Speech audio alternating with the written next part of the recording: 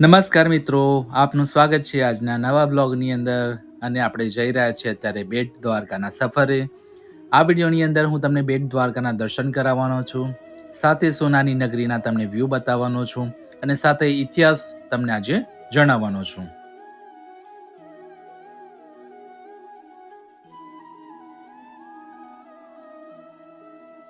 ગુજરાતના દરિયાકાંઠે આવેલું બેટ દ્વારકા લોકો કહે છે કે ભગવાન શ્રી કૃષ્ણની અસલી નગરી, સોનાની નગરી આજે પણ અહીંયા દરિયાના પેટર્નમાં જીવંત છે.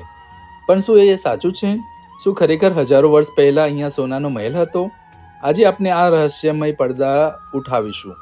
વિડીયો પૂરો જોજો, કારણ કે અંતમાં હું તમને એક એવી વાત કહીશ જે જાણીને તમારી શ્રદ્ધા ડબલ થઈ જશે. દ્વારકાથી માત્ર 40 કિલોમીટરના અંતરે બેટ દ્વારકા આવેલું છે. આજે પણ અહીંનો પવન એક અલગ પ્રકારની સુગંધ અનુભવાય છે. આ એ જ ભૂમિ છે જ્યાં સુદામા પોતાના મિત્ર કૃષ્ણને મળવા આવ્યા હતા. ખિસ્સામાં ફૂટી કોડી ન હતી, પણ હાથમાં પૌવાની એક નાનકડી પોટલી હતી. ભગવાનને ભેટ એટલા પ્રેમથી સ્વીકારે કે આખી નગરીનું નામ જ બેટ દ્વારકા પડી ગયું. આજે પણ અહીંના મંદિરના ભક્તો પૌવા અર્પણ કરે છે અને વિશ્વાસ સાથે કાનો આજે પણ પોતાના મિત્રોની નાની ભેટ સ્વીકારે છે. હવે વાત કરીએ સોનાની નગરી. મહાભારત કહે છે કે જ્યારે જરાસંઘના ત્રાસથી યાદવો કંટાળ્યા ત્યારે શ્રી કૃષ્ણએ સમુદ્રદેવ પાસે જમીન માંગી અને વિશ્વકર્મા પાસે આ અદ્ભુત નગરીનું નિર્માણ કરાવ્યું. કલ્પના કરો કે એક એવી નગરી જ્યાં દિવાલો સોનાની હોય, સ્તંભો મણિરત્નોથી જડેલા હોય અને જેના દરવાજા એટલા ઊંચા હોય કે જાણે આકાશને અડતા હોય. પણ 36 વર્ષના શાસન પછી ગાંધારીના શ્રાપ અને યાદવોના આંતરિક કલહને કારણે અચાનક આખી નગરી સમુદ્રમાં ગરકાવ થઈ ગઈ. વૈજ્ઞાનિકો અને પુરાતત્વ વિભાગે જ્યારે દરિયામાં ડાઇવિંગ કર્યું ત્યારે તેમને પથ્થરની દિવાલો અને પ્રાચીન વાસણો મળી આવ્યા. આ સાબિત કરે છે કે અહીં કંઈક હતું જે ઇતિહાસના પાનામાં દબાઈ ગયું છે.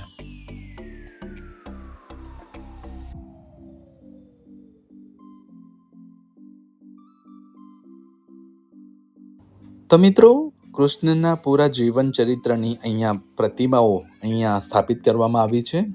તમે સોનાની નગરીની અંદર વિઝિટ કરશો તો તમે અલગ અલગ પ્રકારની આવૃત્તિ તમને જોવા મળશે. સાથે એ આવૃત્તિ તમને ઇતિહાસના જૂના દાયકાની અંદર લઈ જશે અને તમે પણ જોઈને અહેસાસ કરી શકશો કે તે સમયની અંદર કેવી હતી આપણી સોનાની નગરી.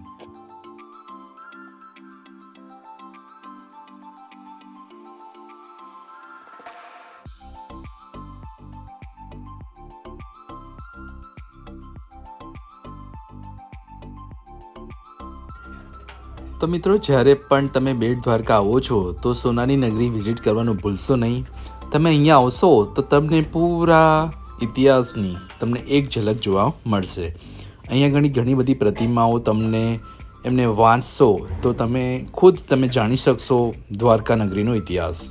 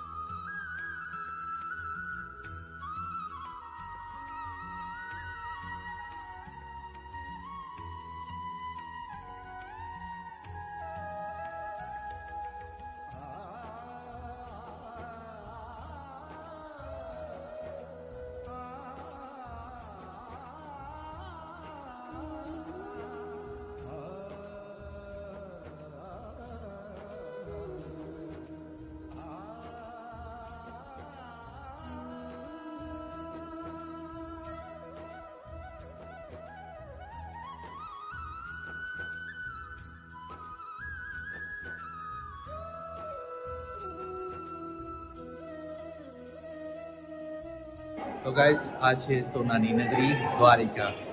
તમે પણ બેટ દ્વારકા આવો છો તો સોનાની નગરી વિઝિટ કરવાનું ભૂલશો નહીં. તો ગાઈસ અમે પહોંચી ગયા છે સુદર્શન સેતુ પાસે. તમે જોઈ શકો છો અત્યારે રાતનો નજારો કેટલો સરસ લાગી રહ્યો છે. તમે પણ દ્વારકા આવતા હોવ તો સુદર્શન સેતુ એ રાતનો વ્યૂ માનવાનું ભૂલશો નહીં. ખૂબ જ મસ્ત વ્યૂ આવે છે. સાથે દરિયામાં તાજગીભરી હવા આપણને લહેરાતી એવી લાગે છે કે બહુ જ સરસ ઠંડો ફીલ કરાવે છે. તમે જોઈ શકો છો કે અત્યારે મારી બાજુમાં જ સુદર્શન બ્રિજ તરીકે ઓળખાતા આ બ્રિજને તમે ક્યારેક પણ નિહાળવાનું ભૂલશો નહીં. તો ગાઈસ અમારો આ દ્વારકા સિરીઝનો વિડીયો તમને જો ગમતો હોય તો પ્લીઝ અમારા વિડીયોને લાઇક અને શેર કરવાનું ભૂલશો નહીં. સાથે નિતેશ એક્સપ્લોરર ચેનલને સબસ્ક્રાઈબ કરવાનું ચૂકશો નહીં. તો કમેન્ટમાં લખજો, જો દ્વારકાધીશને માનતા હોય તો જય દ્વારકાધીશ એક કમેન્ટ હોવી જોઈએ. તમે જોઈ શકો છો અત્યારે પવન ખૂબ જ જોરદાર વહી રહ્યો છે અને આપણે ઊભા છે અત્યારે સુદર્શન બ્રિજ પાસે બેટ દ્વારકા. બન્યા રહો અમારા વિડીયો સાથે. અમારા વિડીયોને જો તમને ગમતો હોય તો પ્લીઝ વિડીયોને લાઇક શેર કરવાનું ભૂલશો નહીં. સાથે સબસ્ક્રાઈબ કરવાનું ચૂકશો નહીં. તો મળીએ આવા નવા બ્લોગની સાથે.